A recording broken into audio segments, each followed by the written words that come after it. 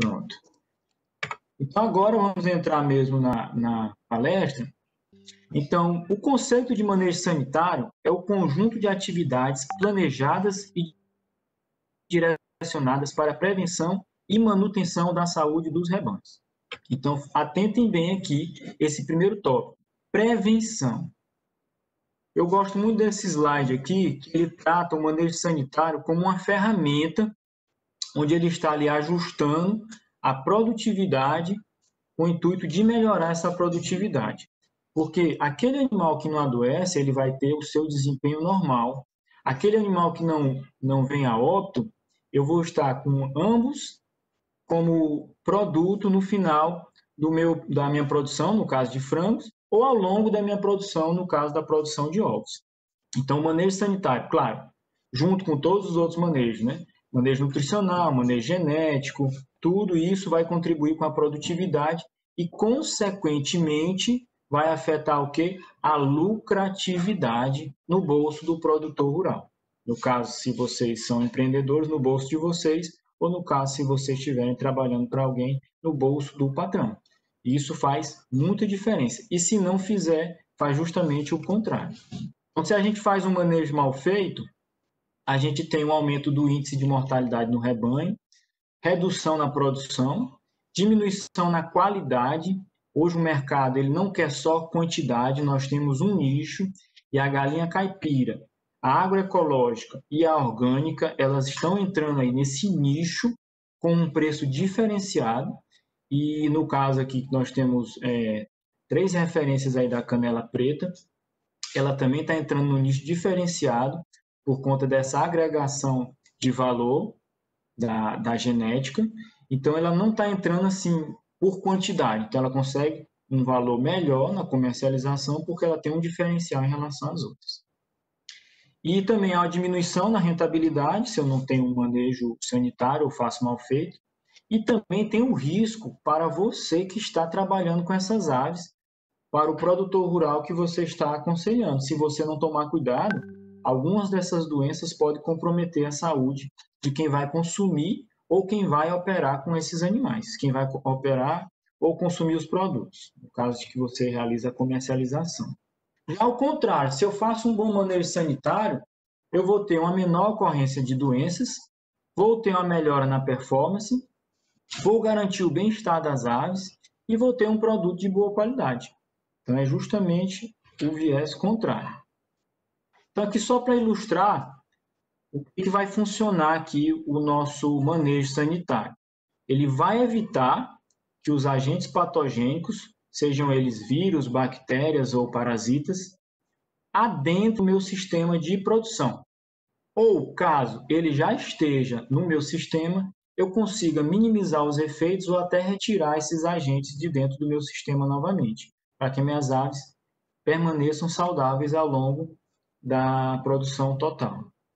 E os princípios de manejo sanitário, como já foi falado, ele se baseia principalmente em prevenção, como isolamento, higiene e vacinação. Então, tudo isso aqui a gente faz anteriormente ao problema. Quando a gente está com um problema, a gente já vai correr atrás do prejuízo. Então, vou falar um pouco aqui de instalações e isolamento. Então, vou destacar alguns aspectos dessas instalações que vão ter relação com sanidade. Então, as instalações, eu não posso botar elas próximas de áreas úmidas, áreas de baixada, área de lagoa, de açude.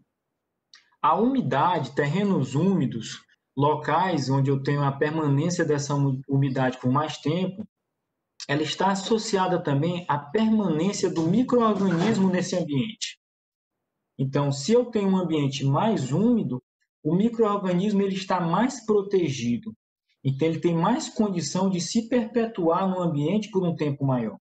Já quando eu tenho um local mais seco, e é o que eu tenho que procurar quando eu vou fazer a minha instalação, isso aí você já tem que definir antes de montar o galpão, onde é que você vai colocar. Você vai colocar no local mais seco do terreno. Outra coisa que você tem que ver, se possível, nem sempre se consegue isso, é evitar a proximidade com outros criatórios de aves. Felizmente aqui no Piauí nós temos uma situação que nós não somos grandes produtores de frango, né? Nem de galinha de postura. Mas nós temos algumas situações que fica complicado de você evitar essa proximidade. Vocês que são técnicos, que estão assistindo aí hoje, sabem que nós temos algumas associações ou comunidades ou assentamentos em que são criados animais soltos dentro dessa grande área. E às vezes aquele produtor que quer se profissionalizar um pouquinho mais, ele faz o galpão, ele faz o piquete, ele faz uma estrutura melhor, ele dá alimentação melhor, ele começa a procurar as vacinas, e tem aquele vizinho que cria aquela ave solta, sem qualquer cuidado, sem qualquer vacina, sem qualquer controle da sanidade dele. E aí você pode ter esse contato muito próximo. Mas, no caso de ocorrer isso aí, vocês têm que fazer um estudo de como fazer essa separação.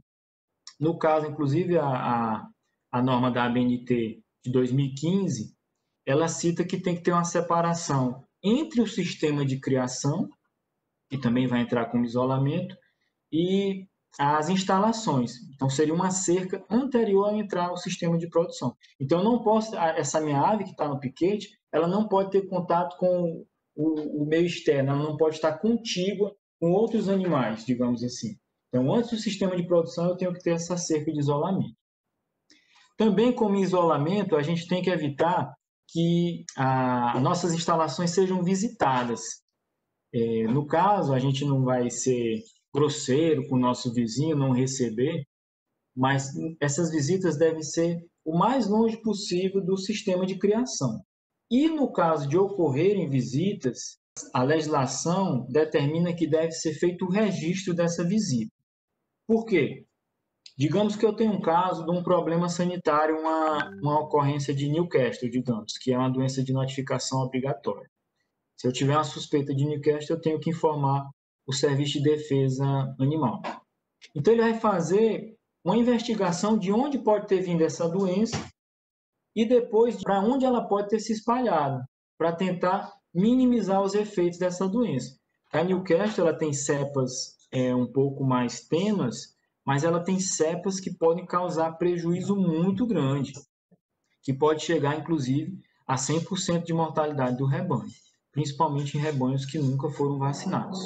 Outra coisa que é de instalação e de manejo é a questão da densidade, mas ela também tem uma relação muito próxima com a sanidade, porque quando a gente usa uma densidade muito alta, a gente tem um contato muito próximo animal com animal, há uma tendência de estresse, e o estresse ele é o desencadeador de outros problemas, porque ele baixa a imunidade da ave, diminui a capacidade de resposta, e aí se vem um agente infeccioso, se vem um desafio, essa ave não tem condição de responder esse desafio, ela vai adoecer.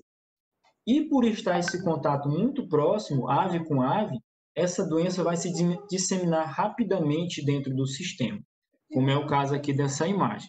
Claro, isso aqui é frango de corte, mas se a gente for ver agora a nova norma da ABNT, ele preconiza, no caso do frango caipira, dentro do galpão, dentro do sistema de produção, até 35 quilos por metro quadrado. A gente sabe que as aves caipiras são aves menores, para você atingir esses 35 quilos por metro quadrado, eu vou ter uma quantidade muito grande de aves. Então, isso vai trazer um pouco maior essa densidade, que antes, na legislação anterior, nem citava o limite, né? E agora ela está dizendo que pode até 35 quilogramas por metro quadrado. Também está deixando mais aberto, se a gente for pegar o pé da letra, para botar mais animais, porque 35 quilogramas por metro quadrado, se eu tenho aí aves grandes, digamos, em final de produção, dá para eu botar aí 10, 12, 14 aves, dependendo do tamanho dessa ave. Já quando eu vou para a galinha, o limite é de 7 aves por metro quadrado, já é um limite que, na minha opinião, é mais adequado para o sistema caipira. E para a área externa também houve uma alteração em relação à legislação de 1999, onde era preconizado no sistema caipira, no mínimo 3 metros quadrados por ave. E agora, essa legislação nova de 2015, ela cita que no mínimo tem que ser 0,5 metros quadrados por animal. Do ponto de vista do produtor de gastos com cerca, com gasto de formação de piquete, de capim, de semente, de manutenção disso, é ótimo. Mas do ponto de vista da ave, eu estou aumentando essa densidade, estou diminuindo a área de pastejo. Então eu posso ter aqui algum problema, eu acho que eles diminuíram demais. Talvez querendo atender já essa parte do mercado que a gente começa a ver que tem uma demanda muito grande pelo caipira e tem muita gente investindo. Então eles deram talvez essa relaxada aqui, mas eles relaxaram em 6 vezes o que era antes. Eu achei uma alteração muito brusca. Mas isso aqui é o mínimo, viu, gente? Então se você quiser dar um piquete maior, você pode. Então se você quiser continuar mantendo o que era a antiga legislação de 3 metros quadrados por animal, você pode. Mas não pode ser menos do que isso aqui. Ok? Em relação ao piso, a gente tem um problema. Porque não tem nenhuma normatização em relação a esse piso. Não é citado que deva ser cimentado ou utilizar algum tipo de impermeabilização. Então, a maioria dos produtores que trabalham com caipira, porque demora para ter esse retorno do capital, ela não é tão rápido como o frango. Hoje, o custo com a alimentação está muito alto e os produtores querem produzir com qualidade, atendendo às exigências nutricionais. O custo de produção está muito alto. E quando eu boto um piso cimentado, esse custo aumenta também.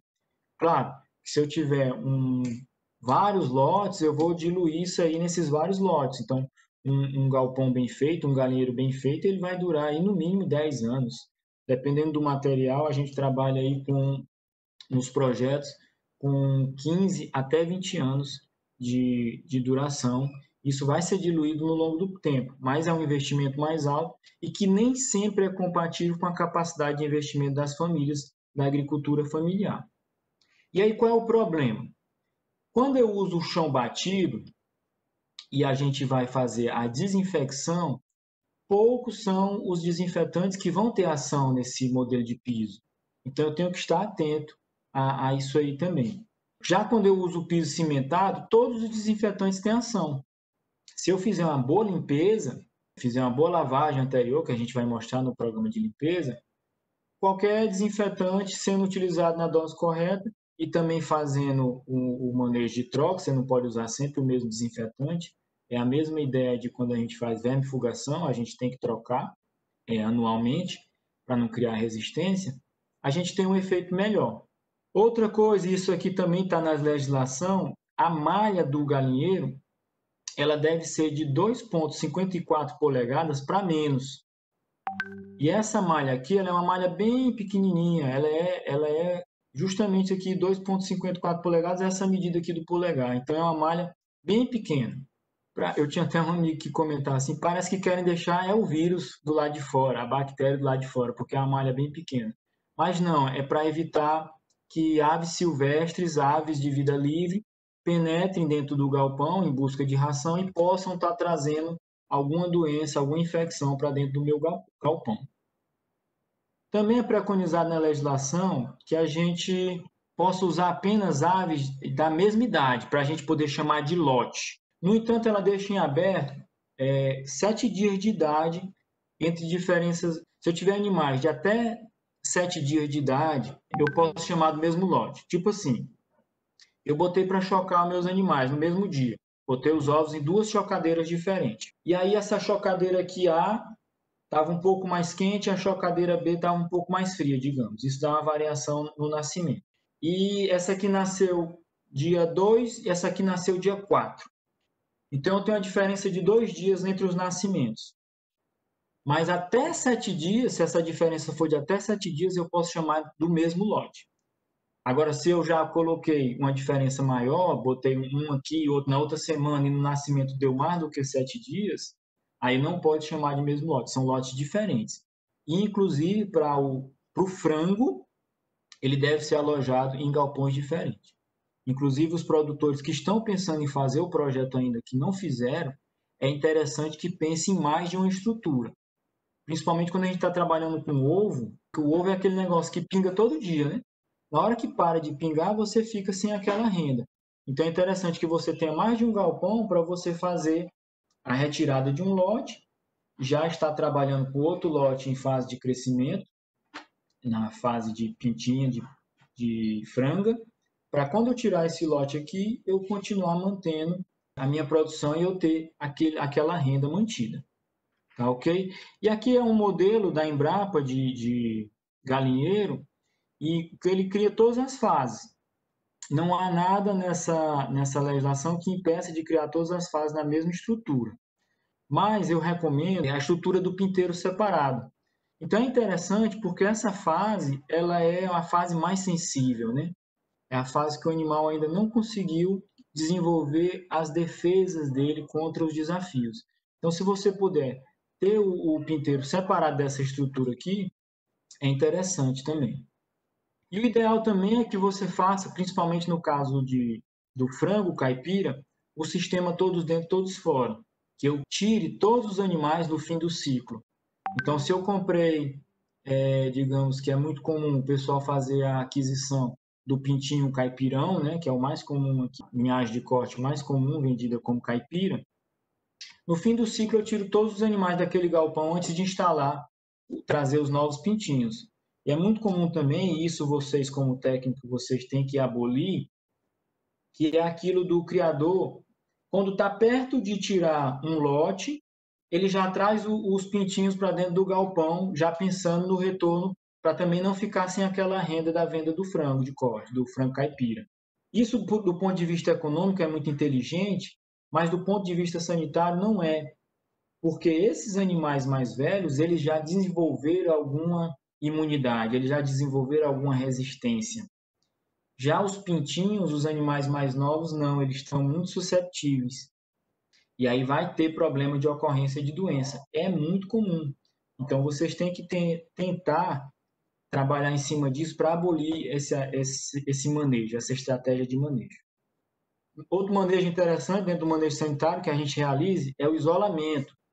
Nós temos duas técnicas parecidas, que é o isolamento e a quarentena. Qual a diferença entre elas? O isolamento, eu faço a separação dos animais quando eu percebo que tem animais dentro do meu sistema com algum problema, alguma coisa diferente, e eu já isolo eles.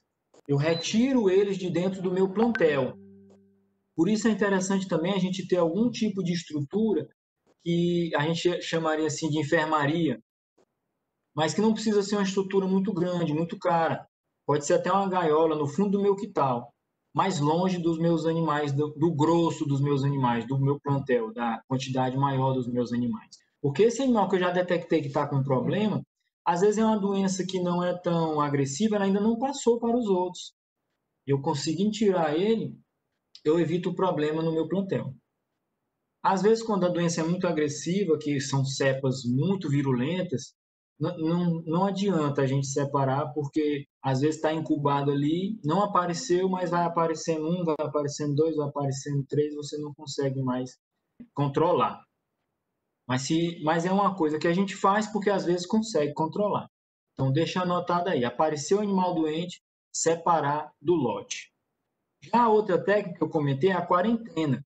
A diferença da quarentena é o quê? É antes de eu introduzir o animal. Antes de eu colocar esses animais, junto com os que eu já tenho, eu dou um tempo.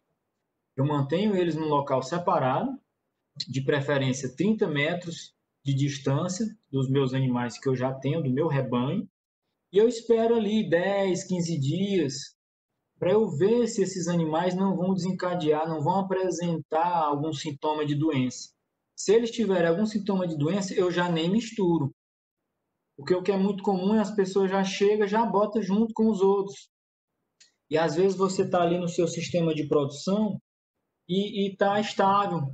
Você não está tendo problema sanitário, os seus animais são resistentes ao seu sistema de produção e ao seu manejo. Elas estão atendendo bem. E aí, às vezes, vem uma ave que já está incubada algum problema, ela não manifestou, mas até no estresse da viagem ela pode vir a manifestar. Então, você mantém pelo menos aí 10, 15 dias ela separada. É muito comum a aquisição de galos, né? Vocês têm as galinhas e aí faz a aquisição dos galos. Mas antes de misturar, espera esse período. A aquisição dos animais. É importante que esses animais sejam adquiridos de revendedores idôneos, com bom controle sanitário e registrados no mapa, no Ministério da Agricultura, Pecuária e Abastecimento. A gente sabe que essa realidade aqui ainda está longe da gente conseguir que todos os incubatórios sejam registrados, mas quando a gente compra desses criatórios registrados, a gente tem uma garantia um pouco maior, porque eles têm uma série de doenças que eles têm que controlar.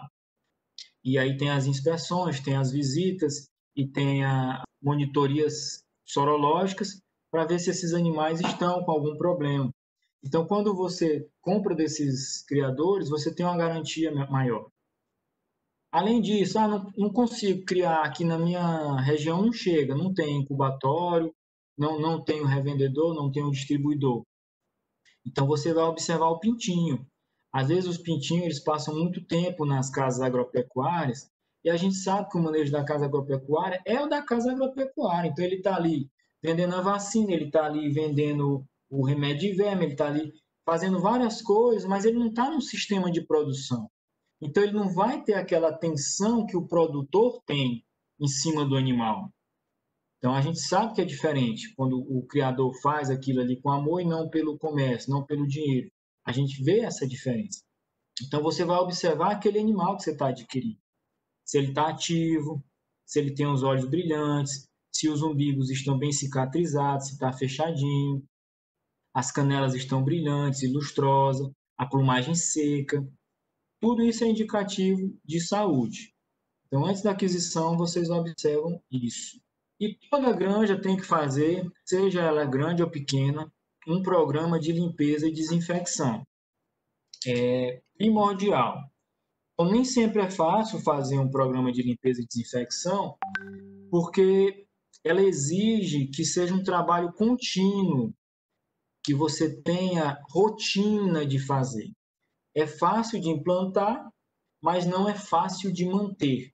Então, a gente tem que ser chato nesse sentido, de delegar a ordem a quem é o responsável, e isso também deve ser registrado. Você tem um relatório das ocorrências na granja de quem é o responsável por cada atividade, para depois você poder cobrar. Então, vocês, às vezes, como técnico, não estão no dia a dia da granja. Vocês, às vezes, passam lá uma, duas, três vezes por semana, digamos, e tem a pessoa que é responsável por fazer aquele serviço. Então, vocês têm que ter aquela pessoa delegada e você tem que cobrar aquela pessoa. Isso também é bom que seja anotado em planilhas. Ó, dia tal, tem que fazer a limpeza do lote tal. E aí você vai e cobra. Fulano fez a limpeza do lote tal? Fiz. Você vai lá e confere se fez bem feito. Tá? Porque é uma série de detalhes que se você não anotar, você não planilhar, acaba passando e acaba esquecendo. No sistema todos dentro, todos fora, é mais fácil, né? Porque você tirou ali o lote. Então você vai fazer aquela série de limpeza ali do lote todo, do galpão todo. Mas quando a gente vai para o sistema contínuo, onde você cria todas as fases de produção, você tem as galinhas, você tem os pintinhos, você tem os animais de engorda, e às vezes eles estão ali no mesmo ambiente, isso já não é tão fácil. Então você tem que fazer por setores. Então, quando a gente vai para o sistema todos dentro, todos fora, não, beleza. Faça a retirada de todo o material seco, toda a matéria orgânica, a limpeza seca primeiro, que a gente chama. Pega uma pá, um carrinho de mão, tira toda essa cama do galpão. Se você quiser, você pode reaproveitar essa cama. Até 8 lotes você pode reutilizar essa cama, mas você tem que fazer o tratamento dela para permitir que mate os micro-organismos que estão nessa cama. Se você optar por retirar, você pode utilizar isso aí para adubo ou para compostagem, que a gente vai citar mais na frente. Mas nunca, isso aqui é contra a lei, gente. Se vocês souberem disso aqui, vocês têm que denunciar. Nunca pode ser utilizada essa cama na alimentação de ruminantes. E é muito comum a gente ouvir falar, o fulano tira, o ciclano tira, mas na hora que você pergunta quem é, as pessoas, não sei o que e tal, e acabam não falando, mas não pode. Porque se a gente tiver um problema de encefalopatia, a gente vai ter problema não só nos bovinos, né? A gente vai ter problema em todas as produções animais para você conseguir vender. Eu não sei se vocês lembram, está ocorrendo novamente aqueles casos de peste suína aqui no Piauí. Agora o pessoal está mais tranquilo, conseguiram controlar e tal, mas há uns 2 anos atrás teve também e houve uma celeuma, assim, uma preocupação. As pessoas não queriam consumir nem carne suína. Estava difícil, quem tinha suíno tem dificuldade para vender, mesmo sendo em regiões afastadas de onde teve o caso. Então, há uma movimentação, há um impacto comercial por conta de uma doença em toda a cadeia. Então, a gente não pode relaxar. Porque lá no bovino eu vou relaxar aqui nas galinhas, não vai ter esse impacto para mim. Vai sim. Tem que desmontar e retirar todos os equipamentos de dentro do galpão. É como limpar uma casa. Então, eu tenho que tirar tudo que tem ali, eu vou tentar retirar para tirar toda aquela matéria orgânica, que seria comparando a limpeza da casa a passar primeiro a vassoura, antes de eu passar o desinfetante, né? Depois a gente faz a limpeza úmida, que seria passar o pano, só que aqui tem uma diferença. Primeiro a gente faz a limpeza com água e sabão, porque o detergente ele consegue remover naquela película gordurosa alguns agentes que se utilizam para ficar nessa película gordurosa. Quando você usa o sabão ou o detergente, você consegue remover essa película gordurosa, esse biofilme, e você consegue tirar vários agentes que podem estar junto com esse biofilme aí, que podem ser patogênicos. Por fim, você faz a desinfecção, e por fim você passa realmente o desinfetante. Em relação à caiação, ainda é muito comum você ouvir falar, já fiz a caiação, já como se fosse a desinfecção. A cal, ela não tem esse efeito desinfetante tão forte. Ela tem algum efeito porque ela eleva o pH e alguns micro-organismos são sensíveis ao meio básico, mas não é muito forte. E hoje também é muito difícil você encontrar a cal virgem. Então, aquela cal virgem, ela tinha um efeito mais forte, ela era mais, é uma cal de pintura, né? Você compra lá como uma massa de pintura. Então, não tem esse efeito tão forte. Ela vai servir como um marcador, que aquele galpão foi desinfetado. Então, se você é um criador que tem muitos galpões e você tem uma frequência de retirada de lotes, então você fez ali aquela caiação, você sabe, opa, ali está marcado, ali agora é o vazio sanitário.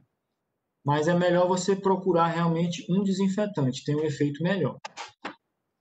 Outra coisa que também é muito utilizada ainda aí, mas também o seu efeito é muito pouco, é o uso da vassoura de fogo. Porque a vassoura de fogo, ela é boa num aspecto, eliminar o resto daquela matéria orgânica que ainda ficou. Mas ela não serve como desinfetante. O fogo, ele mata tudo, mata. Só que para você ter esse efeito na vassoura de fogo, você tem que demorar passando aquela chama muito lentamente naquele material. E a gente sabe que, principalmente quando a gente está trabalhando com servidores que não são os proprietários, ele não tem essa preocupação tão grande quanto o dono. Por isso que diz que o olho do dono engorda o gado, engorda a galinha também. Então, não é muito recomendado, porque você vai gastar muito tempo e hoje o gás está muito caro.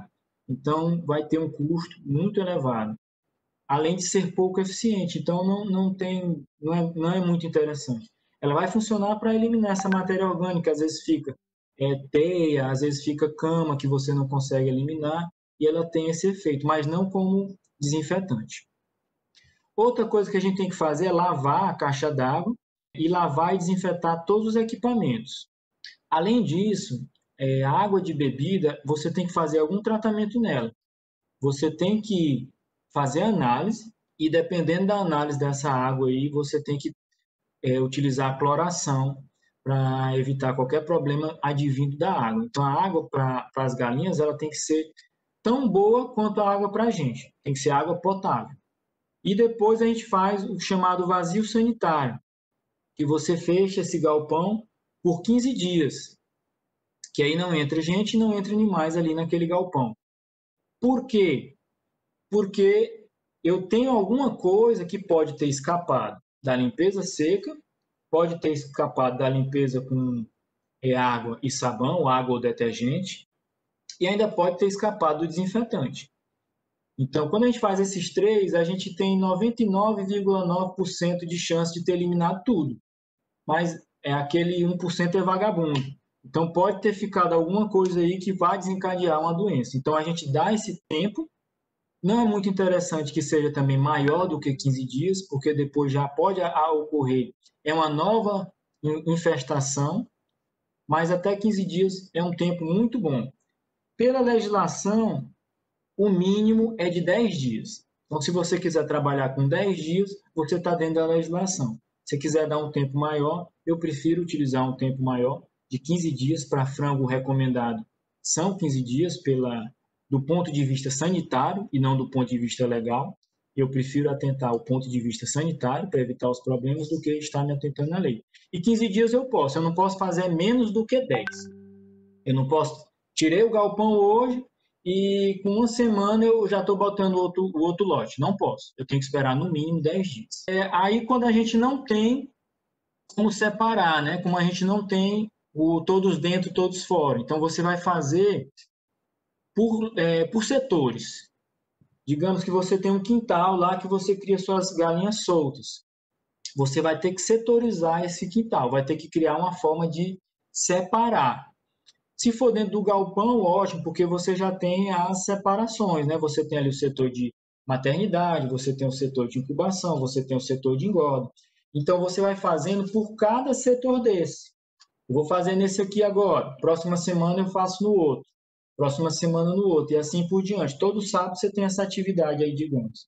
E não é uma atividade que leva muito tempo, dependendo do tamanho do seu galpão. Uma pessoa só faz isso aí, se for por área, faz aí em 2 horas.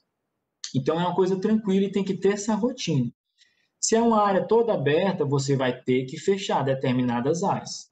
E aí você vai fazer essa limpeza daquela área, na outra semana você faz a limpeza da outra e assim por diante. Retirando todo aquele material orgânico. Se for uma área de piso, você vai fazer a lavagem com água e sabão e passar o desinfetante. E no caso da cama, a gente troca a cama sempre que a gente observar a sujeira ou umidade, independente se está dentro do tempo ou não. No caso esse que eu estou falando para vocês, setorizado, no mínimo a cada 30 dias eu tenho que ter limpado todos os setores, ou seja, uma vez por mês eu limpei tudo. Mas assim, observei que está ali um ponto de umidade, uma cama que está molhada, eu já tiro essa cama aí para evitar que aquela umidade ali possa conservar um micro-organismo no ambiente. Tem que ficar assim, ó. Tem que ficar assim. Você tem que entrar no galpão e ele está assim, ó, limpinho. Tá assim, ó. Aqui é a área lá nossa de pinteiro lá de Valência, para receber os pintos novos, sempre é cama nova, tá? Independente de você fizer reutilização da cama, área de pinteiro sempre é área nova. O manejo dos ninhos. No caso, quando você comercializa ovos, ou você faz a incubação, você tem que ter esse ovo limpo. Esse ovo tem que estar o mais limpo possível. Então, o ninho tem que estar limpo para receber esse ovo. Além de que, quando você mantém um bom manejo do ninho, ela procura fazer mais no ninho. Quando você tem um manejo porco, digamos assim, mal feito, você vai ter mais ovos de cama.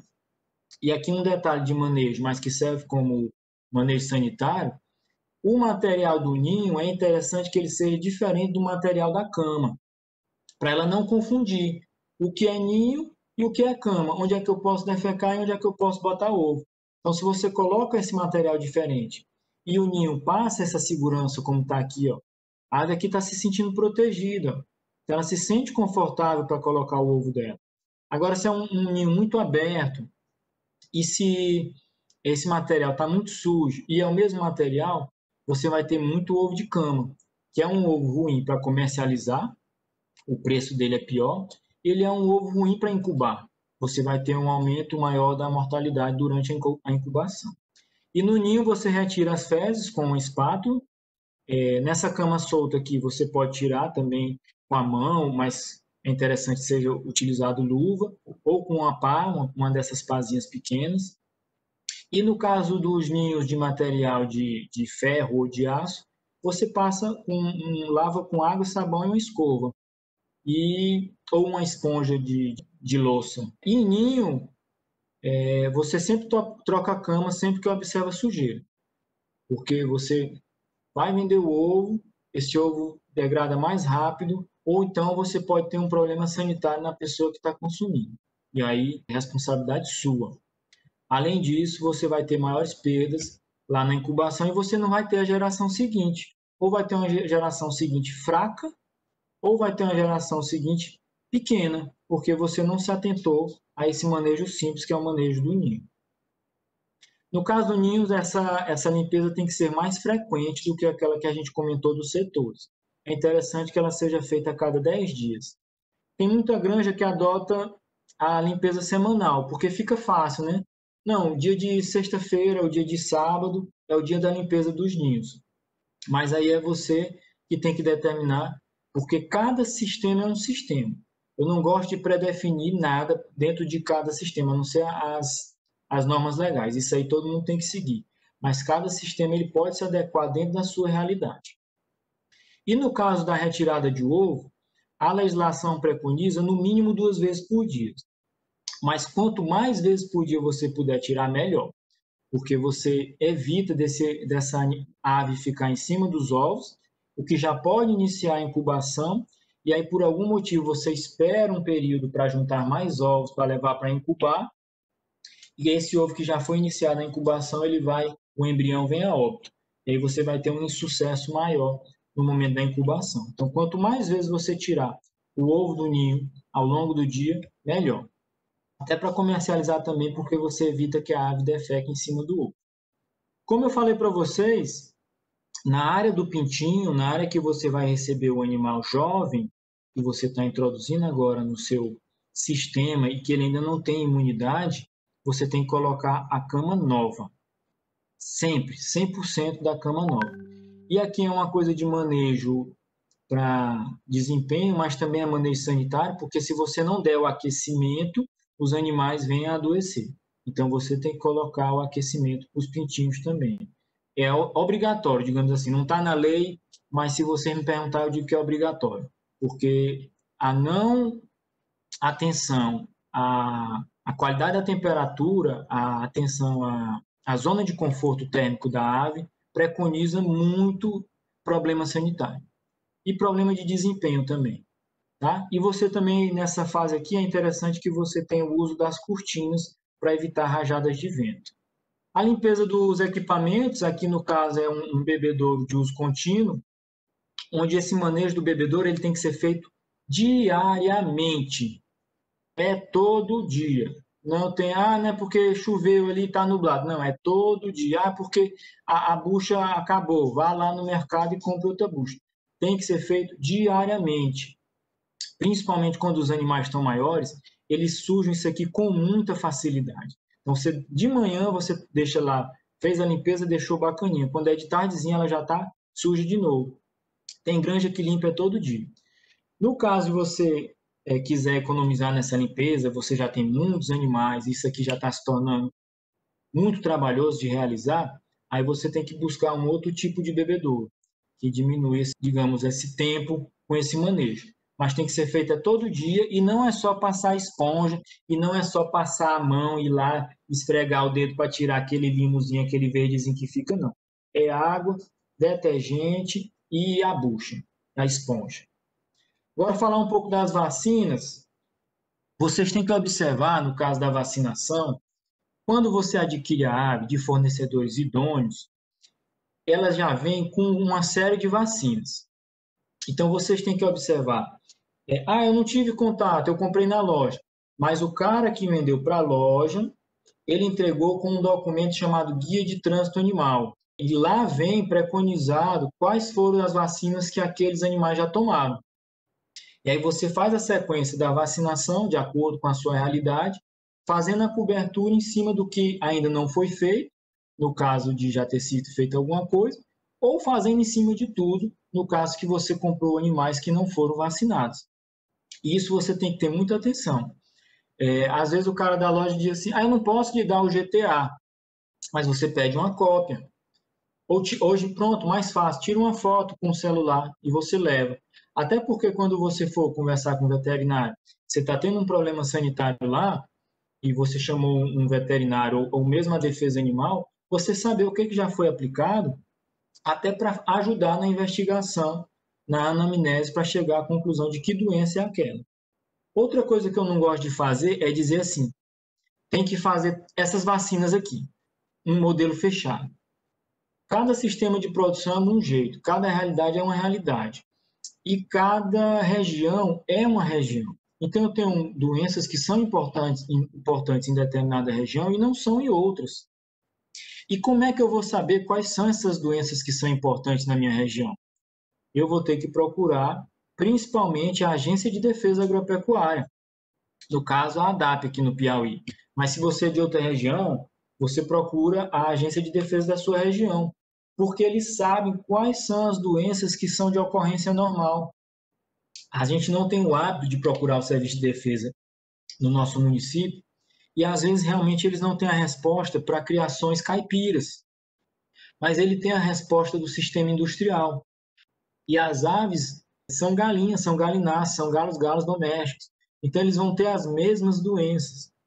Então você tem que ir lá na ADAP do seu município e perguntar quais são as doenças de galinha que tem aqui, quais são as doenças de bovino que eu tenho aqui, quais são as doenças de suíno.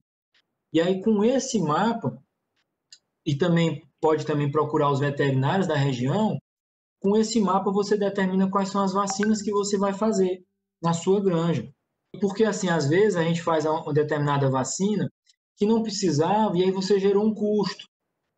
Ou então a gente traz uma vacina que ela é uma bactéria atenuada, mas que ela é viva, e às vezes você não tinha aquela doença na região e você introduziu. Ela não vai ter um efeito ali naqueles animais porque eles foram vacinados, mas no momento que você deixar de vacinar, eu nunca tive essa doença aqui, eu vou parar de vacinar. Aí a doença aparece. E às vezes foi você que introduziu. Então a gente tem que tomar esse cuidado. Então eu não gosto, Daniel, de dizer assim, faça essa vacina, essa vacina, essa vacina. Você tem que fazer o estudo na sua região, quais são as importantes. Eu vou citar algumas que são interessantes, mas você vai fazer esse estudo antes de implantar na sua região. Então tem uma que não tem conversa, ela é obrigatória, é a doença de Marek. Essa aí, inclusive, quem faz a incubação, quem bota o ovo para chocar e comercializa o pintinho, essa é obrigatória. Você tem que fazer antes de comercializar. Ou no ovo, com 18, 19, 21 dias, ou com o dia de nascido. E aí nós temos uma recomendação, não é obrigatório, uma recomendação dessa norma da ABNT, que recomenda o uso da vacinação contra coccidiose. Mas aí a gente tem a opção da vacina. E a gente faz essa defesa contra a hemeriose através da vacinação de coccidiose. E isso aqui tanto para as galinhas de postura quanto para as de corte. Isso aqui eu estou falando da caipira, viu, gente? Não é, de frango de híbrido comercial, não. Essa recomendação é para o frango caipira e para a galinha de postura caipira. E eles recomendam, na outra norma, no caso dos frangos caipiras, também a vacinação de Newcastle. Então, além dessas, quais são outras vacinas? Né? Então, a Newcastle eu recomendo tanto para de postura quanto para o frango de corte. A bulba aviária é interessante, é muito comum. Então, se na sua região você já viu os animais com aquelas que é chamado o gogo de caroço, né? Aqueles epiteliomas, então você já faz a vacina de bulba aviária. Inclusive, uma vez eu estava conversando com uma produtora e ela disse assim, agora a gente está sem galinha caipira. Aí, mas por quê? Aí ela, não, porque está na época da chuva. Quando é época de chuva, não cria galinha caipira, não. Não, porque ela dá logo aquele gogo de baba ou aquele gogo de caroço. Então, se a gente tem a vacina, a gente faz, né, gente? Não vai deixar de criar, ainda mais uma doença que é sabida que vai ter, né? Que tem uma ocorrência muito comum. Então, a gente faz essas vacinas de ocorrência comum. Então, tem que ter a investigação da região, mas procurando sempre a gente se prevenir do que pode acontecer. Porque todas essas daqui, gente, com exceção dessa mocinha bem aqui, da coriza, a Newcastle, a bulba aviária, a bronquite infecciosa e a gumboro, tudo isso aqui é vírus, tá? Então, eu não tenho remédio para vírus, é o que vocês estão vendo aí com o Covid-19 agora. Usa ivermectina, usa, como é o nome aí do que estão botando aí Não funciona, não tem nada provado, porque o que combate vírus é o sistema imunológico da gente. Ou então alguns remédios muito caros que diminuem a replicação do vírus, mas não mata. Quando é uma doença bacteriana, se não for uma doença, uma cepa muito violenta, você felizmente consegue controlar com o uso de antibióticos. Mas o caso do vírus, você não controla com antibiótico. Tá? É muito comum, isso a gente tem que evitar também, é o uso de um antibiótico à torta e à direita. A galinha espirrou, mete antibiótico, mete a terramicina. A galinha está mancando, mete o. Qual é a outra? A tilosina, tilosan. Então você não sabe nem qual é a doença e você já está aplicando um antibiótico. E o que está acontecendo hoje? Já tem muita bactéria resistente aos antibióticos. E você fica acabando sem ter a arma, quando tiver realmente uma doença bacteriana, você não tem mais a arma para utilizar. Você gastou o cartucho, gastou lá com o vírus e agora a bactéria está resistente, porque você usou à toa. Tinha uma cepa lá que estava incubada, não estava criando problema, e aí você gastou e fez uma seleção de bactérias mais fortes. Tá? Então essas aqui geralmente são mais utilizadas. Como é o esquema de vacinação? Isso aqui, depois, se vocês quiserem, eu passo para vocês. Né? A doença de Marek é feita no ovo com 1 dia de idade. A bulba aviária, com 7 dias e com 21 dias, ela é feita na membrana da asa ou na face interna da coxa. E você tem que verificar, 7 dias após você ter feito a vacinação, você vai lá no mesmo lugar que você fez. Portanto, é interessante que você faça sempre do mesmo lado. Então, eu vou fazer na asa esquerda. Então, você faz todos na asa esquerda. Para depois você olhar também, uma semana depois, de um por um, se a vacina pegou. E aí você, não sei se eu fiz de que lado, aí você não consegue ver a reação, você fica sem saber. Então, tem que conferir. A vacina da bulba, ela tem uma reação, ela cria uma hiperemia no local da vacinação. E você pode conferir se ela deu o resultado.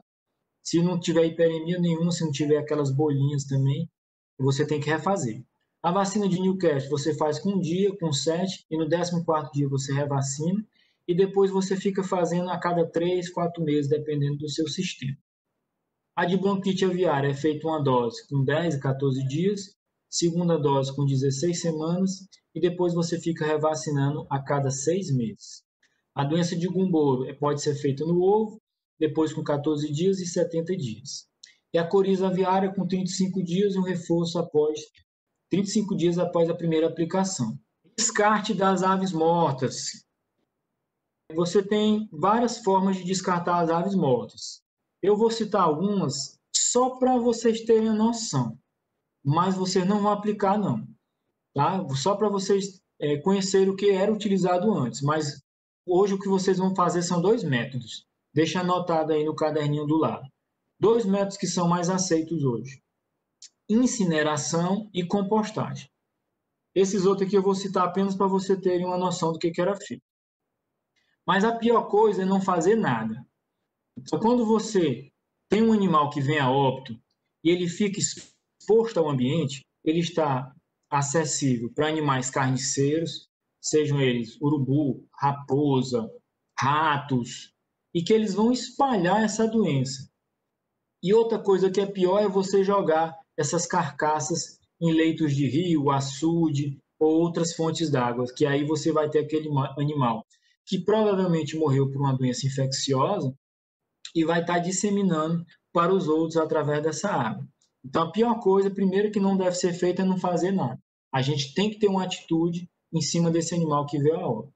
Inclusive, no caso nós, produtores, nós temos que verificar diariamente se nós temos animais mortos. Eu não posso simplesmente botar ali o galpão, instalei, aí próxima semana eu venho para fazer a vacina. Não, você tem que olhar eles todo dia, mesmo antes deles entrarem em postura, no caso das fêmeas de recria. Então, isso aqui nós não devemos fazer, deixar. Outro método que era muito utilizado era o enterro, mas é um método muito ultrapassado, porque eu posso estar contaminando lençóis freáticos. Então, se esse animal veio por conta de uma doença, e aí esse material lixivia e atinge o meu poço, esses animais vão beber dessa água e futuramente vão se contaminar. vai demorar o quê? O tempo dessa água chegar lá no lençol freático. Nós temos algumas regiões que o lençol é muito profundo, mas nós temos outras regiões, como ali no litoral, ali no Médio Parnaíba também, que você cava um poço com 7 metros, 5 metros, você está achando água, você tem fonte jorrante, aí você deixou o animal ou jogou ali no ambiente, você está contaminando todos os outros. E até você mesmo, que vai consumir daquela água. Ele é utilizado, esse método aqui, apenas em casos extremos, quando tem grande óbitos de animais, e você tem que ter também o aval da autoridade sanitária para realizar ele. De preferência, você tem que impermeabilizar também. Antes de jogar essas carcaças, é interessante que seja colocado um alômetro. E também é interessante que seja queimado. Se eu fizer esse hábito aqui, se eu tiver esse hábito de enterrar os animais que vem a óbito no meu sistema, ou simplesmente jogo fora no rio, ou jogo na cerca do vizinho, ou jogo para longe, eu posso estar cometendo um crime ambiental. E, de acordo com a legislação do crime ambiental, eu posso receber até uma multa, ou eu posso ter até uma reclusão, ou seja, cadeia, xadrez, por conta de uma carcaça. E às vezes tem briga de vizinho, né? Às vezes o cara faz uma denúncia, se for constatado que é a realidade, a gente pode ter esse imbróglio aí para o produtor. Então, esse método também não é mais adequado. Nem anotem. Esse método aqui da fossa séptica era um método muito interessante por conta da... Depois que ele está pronto, você não tem muito trabalho. Você vai lá e joga a carcaça dentro. Só que também tem o risco de contaminar o lençol freático e ele tem um custo um pouco elevado, porque isso aqui tem que ter uma certa profundidade, que ele vai de 3 a 8 metros, e antigamente ele botava assim, ó, terra compactada. Mas hoje esse solo ele tem que ser todo impermeabilizado, então você vai gastar muito com a estrutura para construir ele. Além de que ele tem que ser construído 100 metros do sítio de produção. Fica longe, né? Então o produtor ele vai todo dia caminhar esses 100 metros, morreu uma ave, rapaz, eu vou lá naquela distância para jogar uma ave que morreu, rapaz, não vou não. Aí ele caça um lugarzinho mais escondido, uma plantinha e joga ali. Às vezes, se é o dono, ele até vai, né? Mas se não é, por conta dessa distância, ele cai em desuso. Então, também não utilizem esse método. Então, o método mais aceito, o melhor, o que a União Europeia preconiza, por exemplo, é a incineração. Porque a incineração, ela mata tudo, né? Você queima. Então, você pode utilizar, inclusive, essa carcaça depois para a confecção de farinhas de origem animal, né? Então, quando você faz isso aí, você elimina o agente patogênico que tinha naquela carcaça. Só que o problema disso aqui é o custo. Tanto para eu comprar, quanto para eu manter, para eu fazer a incineração, seja ela a gás, a lenha ou elétrica. Então, eu tenho esse custo de fazer essa queima. Então, um incinerador desse aqui hoje, para 300 aves, tamanho menor, um pouco mais difícil de achar, ele está em torno de 20, 25 mil. Mas o produtor pode, eu consigo confeccionar um tamanho menor e tal, mas tem esse custo de toda mortalidade eu estar fazendo essa queima e também tem esse trabalho, né? Então, hoje o método que é mais preconizado é o método da compostagem. Inclusive, na norma da ABNT, é o método que tem aconselhando utilizar. Ele é um processo eficiente, requer um baixo investimento para a construção e ele pode ser construído perto do aviário. Então, não tem esse problema de caminhar longas distâncias. Morreu uma ave hoje, morreu duas amanhã, morreu 3 ao longo da semana, eu jogo lá. E eu já vou fazendo a compostagem. Eu tenho que só ter uma habilidadezinha para estar aprendendo a fazer a confecção da compostagem. Eu tenho que utilizar um material seco, e esse material é um material de ativação, que a gente chama esterco, que pode ser a própria cama do aviário, que você utiliza aí, que sobrou, ou então um outro esterco de origem animal. Isso acelera o processo. E aí eu uso as carcaças dos animais que morreram, e eu tenho que ter uma fonte de carbono, seja ele a palha, serragem, maravalha, casca de arroz, palhada de feijão, triturada, bagaço de cana. E eu tenho que ter um pouco de umidade para também o processo acontecer e eu conseguir elevar a temperatura e matar os micro-organismos. E a compostagem também, se ela for bem feita, ela não é para deixar mau cheiro, não é para ter aquele cheiro incômodo. Você tem que utilizar um material com muito carbono, para essa ação de oxidação ela ocorrer aerobicamente, na presença do oxigênio. Quando ocorre dessa forma, quando eu não estou fazendo de maneira incorreta, também não deixa mau cheiro. E tem ainda uma vantagem para o meio ambiente, que os gases, quando a gente faz a compostagem seca assim, em termos, porque eu não estou usando aquelas lagoas de decantação, é uma aeração mais seca do que quando eu faço nas lagoas. O tipo do gás que é expelido, ele é menos tóxico, ele é menos lesivo para as camadas de ozônio. Ainda tem essa vantagem aí do ponto de vista do meio ambiente. E aí espero que vocês ainda estejam aí, ainda estejam acordados. O que eu tinha para apresentar era isso, e agora eu me coloco aí à disposição para as perguntas, caso haja.